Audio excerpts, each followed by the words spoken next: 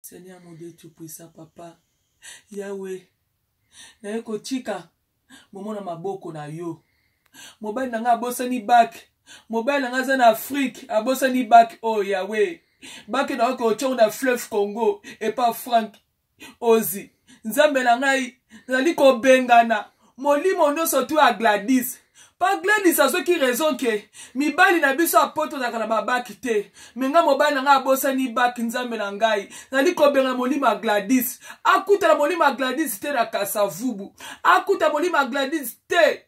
Ya ona bandal na bar na ye. Ya ona benga ni molima Gladys. Kasi nzambe nali ko senga na yo. Akutana na ba Mireille mama Mokambi. Akutana na ba Violette. Akutana na ba Rebecca. Akutana na ba on tabelanga malobe comme silangai. Akutana yawe papa na ba Shil Kapesha.